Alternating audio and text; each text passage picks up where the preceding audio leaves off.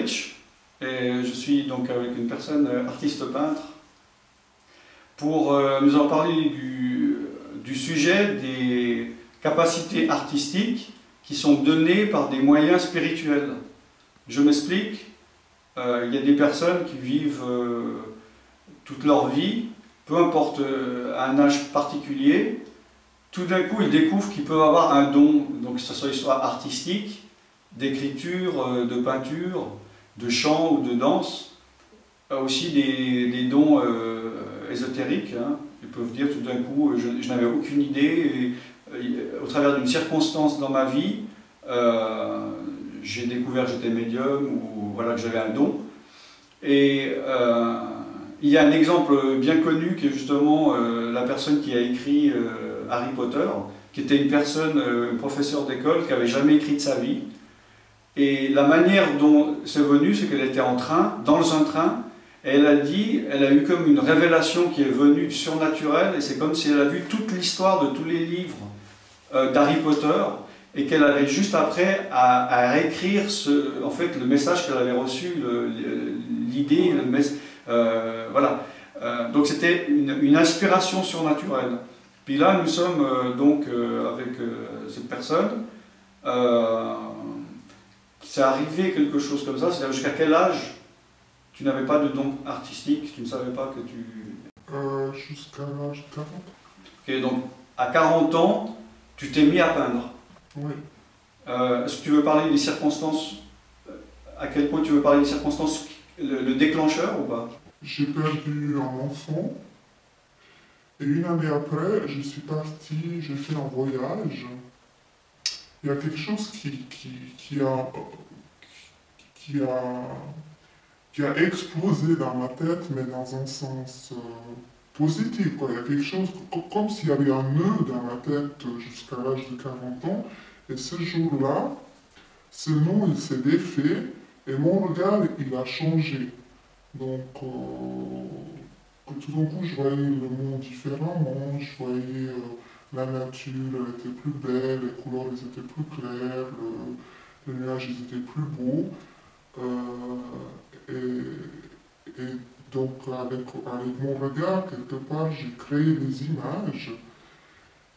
Et ces images, ben, pour pouvoir les partager avec les autres, parce que pour moi, c'était comme un sens de colère, de tristesse. C'était un sens que je n'avais pas avant, je ne sais pas, je ne peux pas le mettre le nom dessus.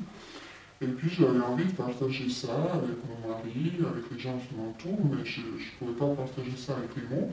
Simplement, je ne pouvais pas dire, ben, regarde, je vois quelque chose, parce qu'en fait, je ne voyais pas quelque chose, mais j'ai dessiné avec mes yeux.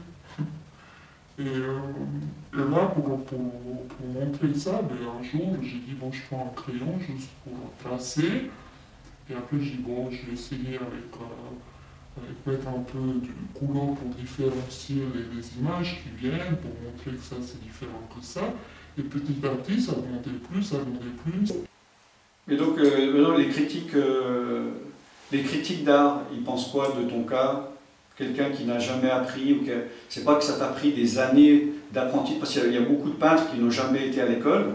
En fait, c'est parce qu'ils ont peint pendant toute leur vie, pendant 20 ans, 30 ans, puis petit à petit, ils ont acquéri des capacités, mais apparemment, toi, c'était rapide et instantané. Qu'est-ce qu'ils disent? Ben, c'est pour ça, voilà, c'est ça qui est un peu compliqué, parce que les personnes, ils s'intéressent à mon travail justement parce que c'est venu quelque chose spontané. C'est quelque chose entre guillemets, tout le monde ne peut pas faire. Hein. On ne peut pas s'asseoir et puis dire, ben, moi je vais dessiner ça. Parce que toi, tu m'as demandé aussi d'où est-ce que je pensais que ça pouvait venir. J'ai dit qu'il y a la possibilité que des entités spirituelles, hein, c'est-à-dire des êtres non incarnés, puissent donner des capacités, inspirer des capacités, vu que on ne peut pas dire que c'est des visions, mais tu vois quelque chose, des formes, et tu vas voir quelque chose dans cette forme, alors que s'il y a 50 personnes qui regardent la même chose, qui ne vont pas le voir. C'est comme une ouverture, Voilà.